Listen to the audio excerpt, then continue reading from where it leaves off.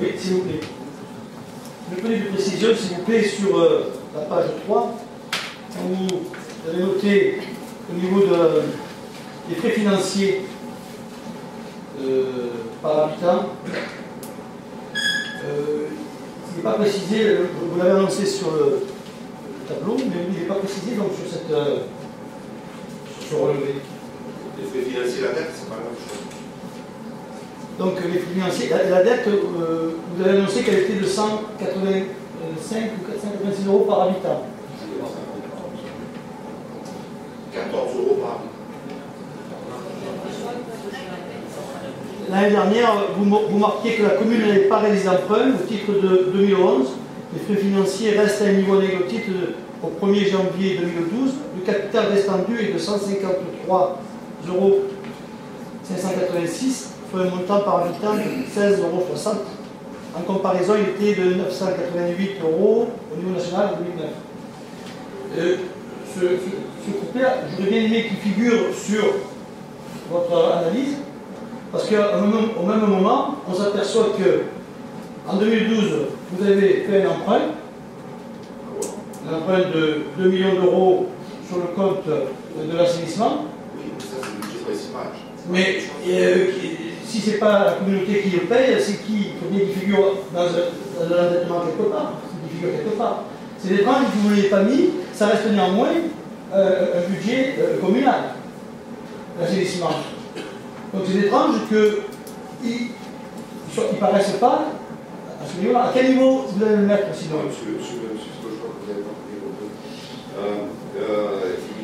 On est sur le budget principal. Vous savez que sur la commune, nous avons 4 budgets. Le budget principal de la commune, dans le budget d'assainissement, le budget de l'eau et le budget des comptes. Pour ce qui touche à la station d'épuration, c'est inscrit dans le budget assainissement. Je l'ai dit en plus, le budget, le prêt effectué pour la construction de la station d'épuration, il est inscrit sur le budget de l'assainissement. Ici, nous sommes sur le budget principal de la commune. Eh bien, les intérêts d'emprunt, ce dont vous parlez, les charges financières qui sont inscrites en dépenses de fonctionnement sur le budget principal de la commune, correspondent aux intérêts des emprunts. Et le capital de l'emprunt, il est repris dans la section d'investissement du budget principal de la commune. Donc, j'ai bien compris, vous savez, ça tient par la route. Donc ici, vous avez un ratio qui n'est pas le mien. Attention, on bien, il n'est pas le mien. Il est celui du ministère du budget des Finances et qui a été aussi traduit par notre trésorier payeur général, ici, M. Delpé, qui a affiché les 14 euros. Donc, au 31/12/2011. Donc, l'emprunt qui va servir à financer l'opération de construction de notre station d'épuration n'a rien à voir avec celui dont je vous parle ici. alors, Qui le remboursera? qui le remboursera? S'il fait pas partie du budget communal. Les usagers. Eh bien, les usagers sont qui? Les Lorguais, que je sache. Oui. Bien. Donc, il est sur le budget communal.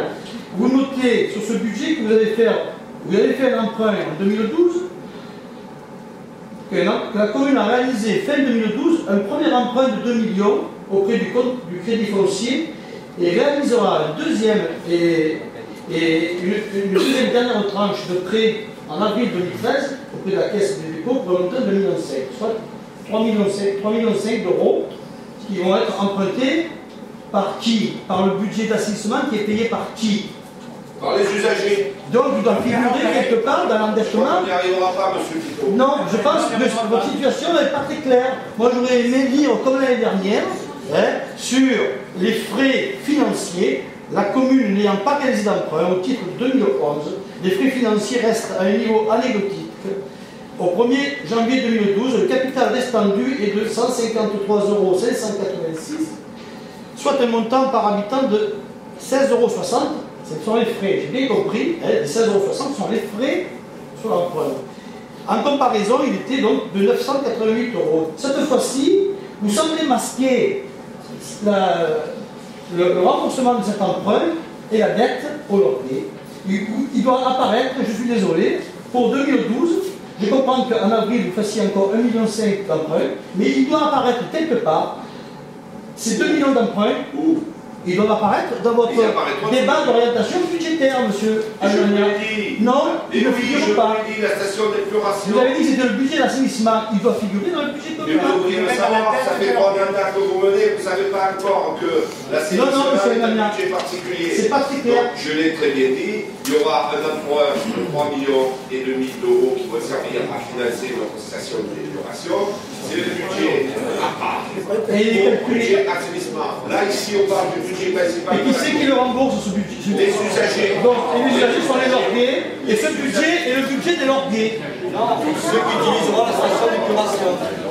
Allez. Et qui c'est qui paiera l'emprunt? Les usagers. Qui sont? Les usagers. Et les usagers payent leurs impôts en même temps. Les usagers de l'eau. De l'eau.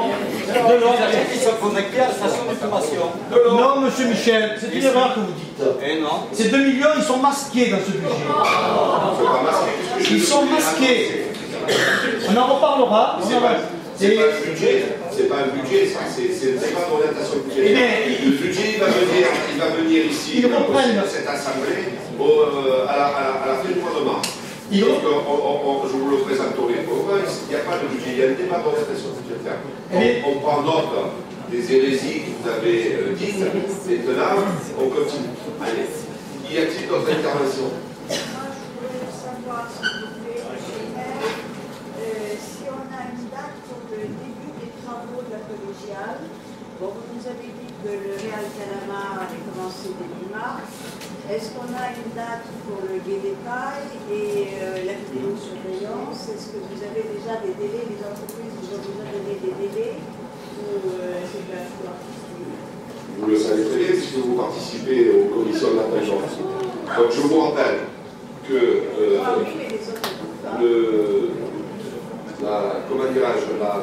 la marche à suivre pour réaliser un investissement public. La première chose, c'est d'investir les crédits sur un budget. La deuxième chose, c'est de choisir un maître d'œuvre. Ensuite, le maître d'œuvre, quand il a préparé ce cahier des charges, on choisit les entreprises. Je vais répondre à vos questions.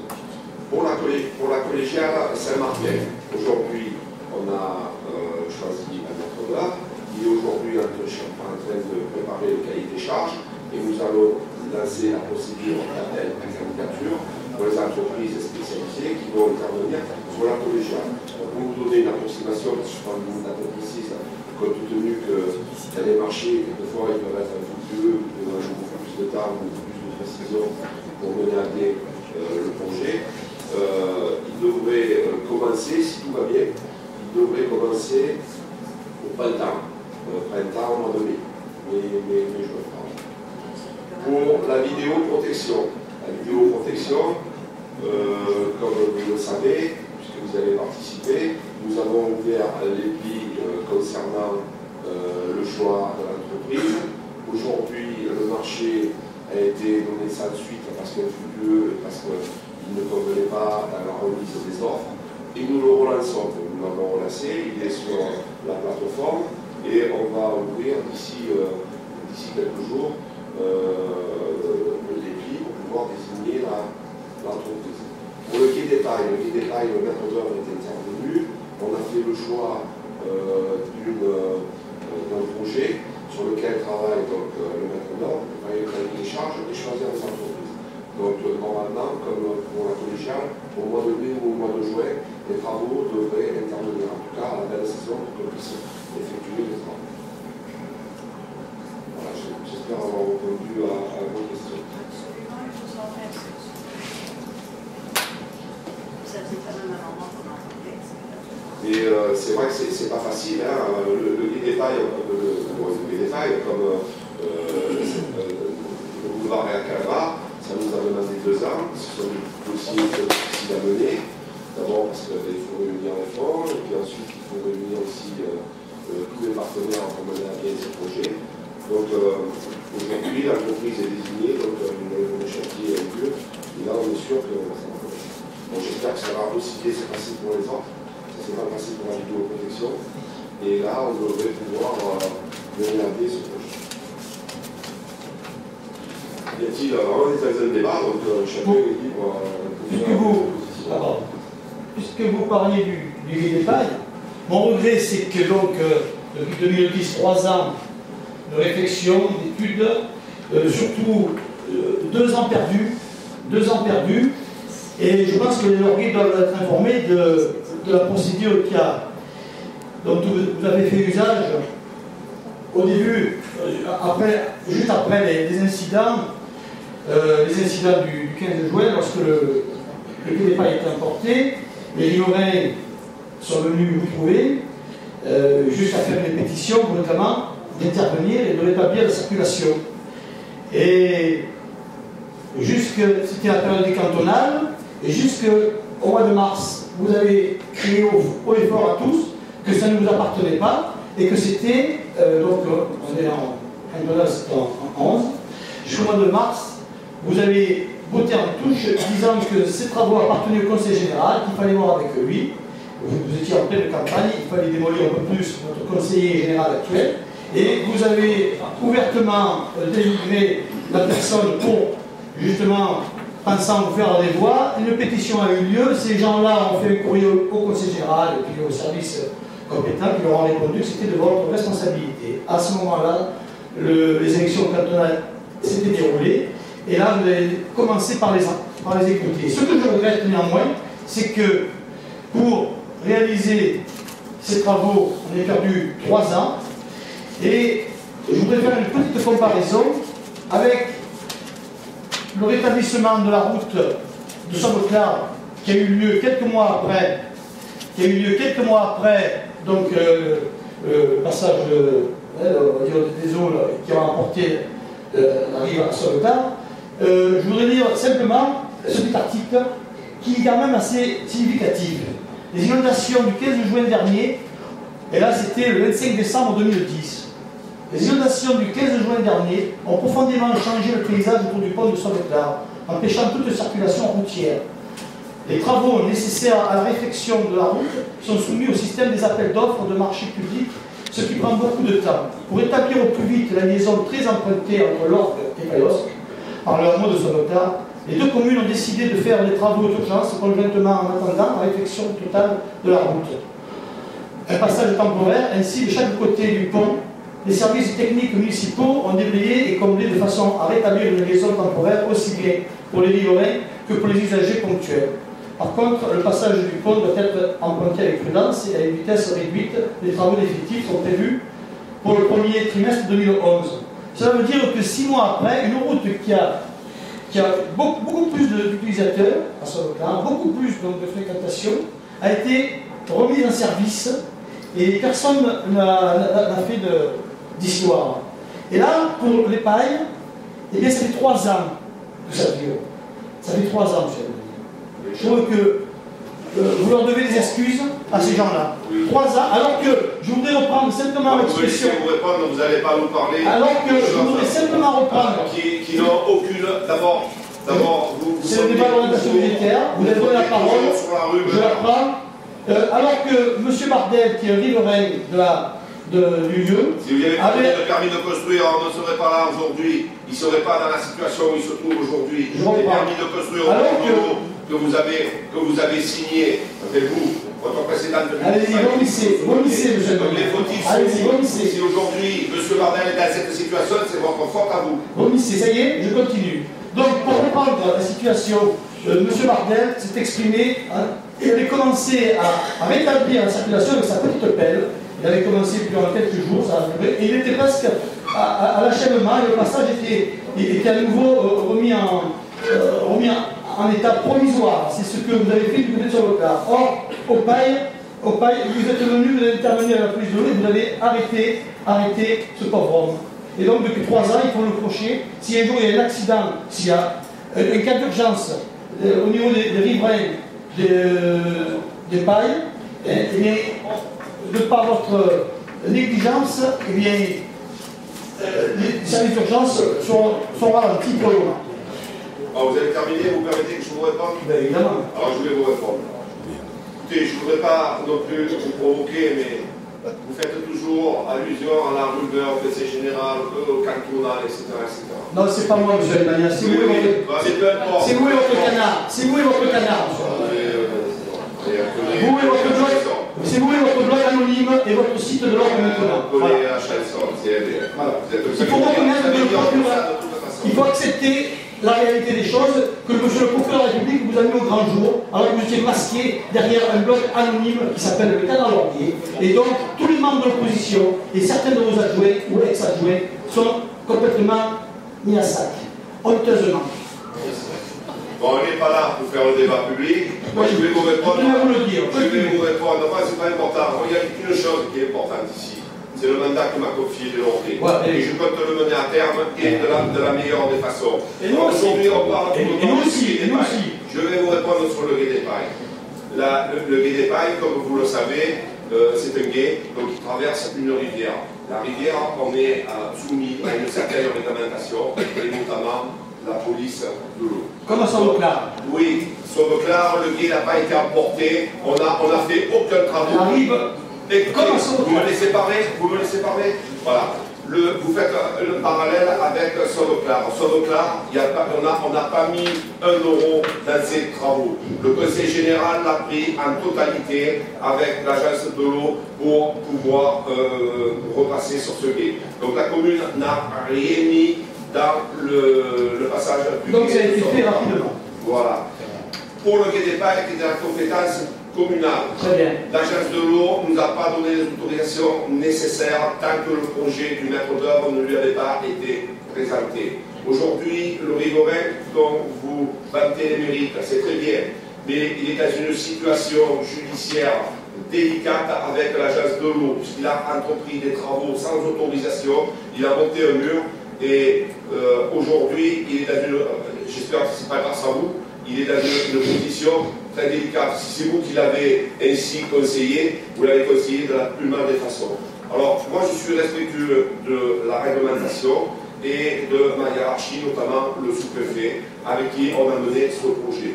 Aujourd'hui, on n'a pas perdu de temps, on n'a jamais perdu de temps, que ce soit pour le Réal Calamar et que ce soit pour le Gué des Pailles.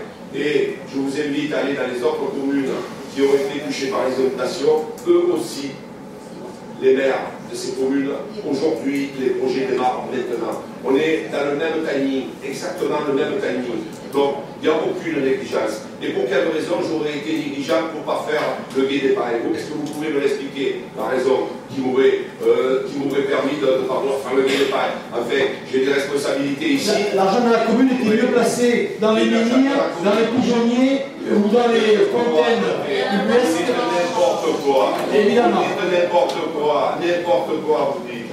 N'importe quoi. Les pigeonniers, le Gué des Pailles. Vous vous rendez compte de la comparaison que vous faites? Vous vous rendez compte, vous envoyez le débat, vous l'envoyez très bas. Voilà. Moi, je vous donne l'explication pour le Gué des Pailles. On n'a jamais perdu de temps au niveau du Gué des Pailles. On était soumis et tributaire de l'agence de l'eau, de M. Durie, on pouvait l'interroger, je vous ai donné le nom de la préfecture.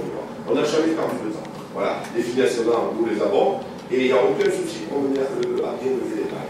Et aujourd'hui, encore, on travaille dessus pour pouvoir le mener à bien. Et nous le mènerons à bien. Voilà, je vous ai répondu. Madame Gilles. Quel type d'ouvrage allez-vous faire au Pailles? Un gué, un pont Alors on repart sur le gué comme il était auparavant, puisque les riverains m'avaient demandé le passerelle qui était très cher. Donc à la sortie, on était parti sur des travaux beaucoup plus importants que ce qu'on avait avant. Et la commission, nous avons décidé, avec le maître d'œuvre, suivant ses conseils, de ramener le gué comme il était par le passé. Bien. Y a-t-il d'autres questions plus intelligentes, j'espère? S'il vous plaît, on va pas vous regarder de la vie, parce que si on doit mesurer les intelligences, c'est monsieur Alemania.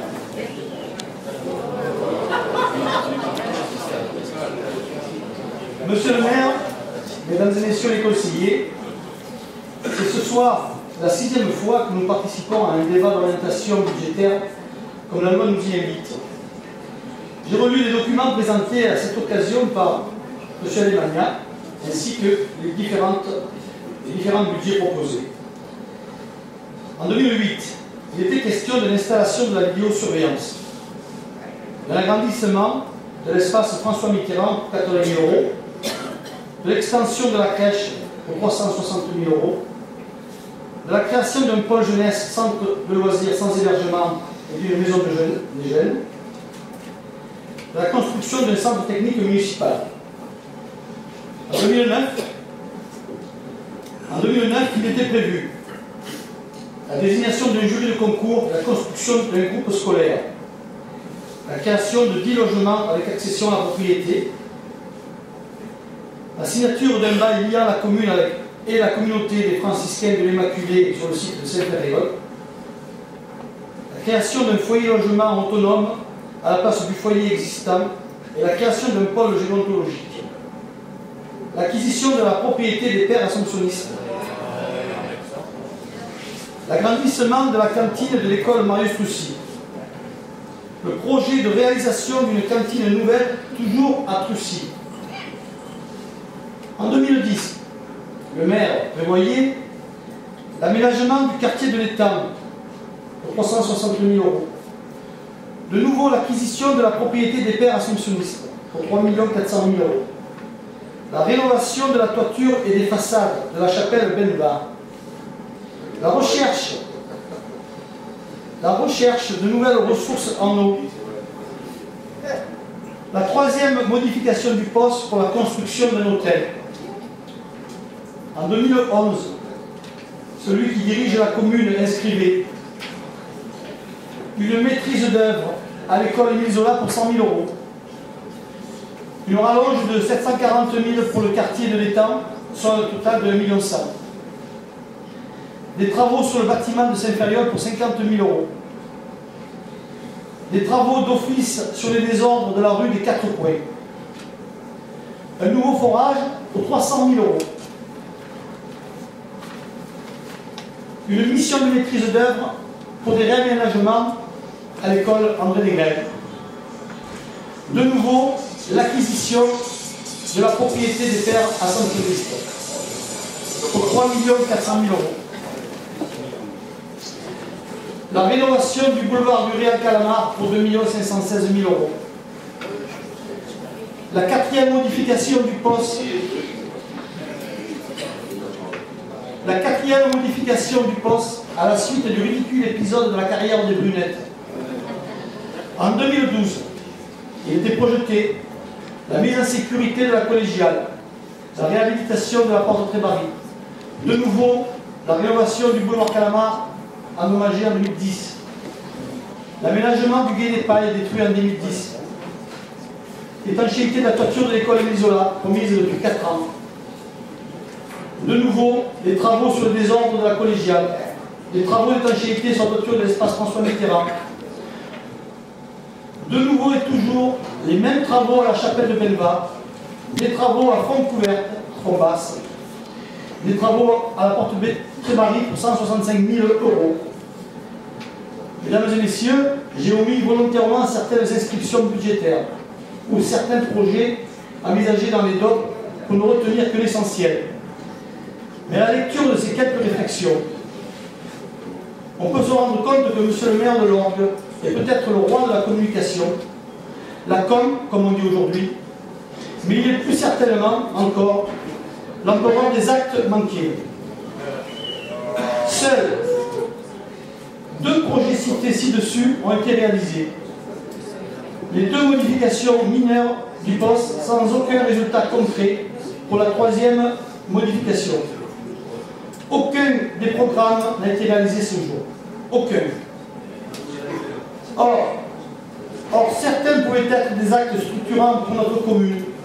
Je pense particulièrement à la propriété des pères assomptionnistes. Vous pouvez aller dehors ceux qui ne sont pas contents. Ils ferment leur gueule. Je vous demande le silence, s'il vous plaît. Monsieur le maire, je vous demande de demander le silence, s'il vous plaît. Non, mais le silence. Merci, monsieur. Parmi les canards. Or, il est vrai que le maire est affaibli. Que le tourniquet des adjoints et conseillers municipaux délégués est considérable depuis bientôt 5 ans. 17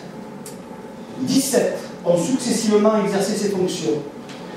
Que l'adjoint aux travaux en place, lui, depuis 2008, est laissé pour compte puisque c'est un subalterne du maire, non élu, qui remplit ses fonctions. Comprenne qui pourra.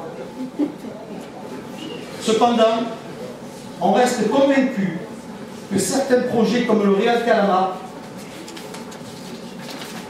le Gué des Pailles ou la collégiale, en plus de la vidéosurveillance, seront réalisés, et ceci dans un but électoral dans les mois qui viennent. Voilà, monsieur le maire, je vous demande de bien vouloir reproduire dans son intégralité cette intervention sur le compte rendu de la séance. Par contre, on va s'arrêter là. Je demande à mes conseillers de ne pas répondre. Vous avez relu, on sait qui a écrit, on a bien compris les termes qui se répètent. On sait qui a écrit votre document que vous avez eu du mal à lire et que avec lequel vous êtes contredit avec vos propos juste avant. On vous laisse dire là, oui. Très bien. Si vous l'envoyez sur une clé USB, la secrétaire.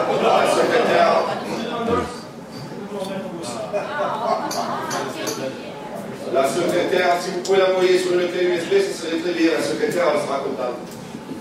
Donc, je vous demande de ne pas répondre. C'est de la pure provocation ici. Vous savez tous les travaux qu'on a menés à bien. Vous connaissez tous l'état des finances.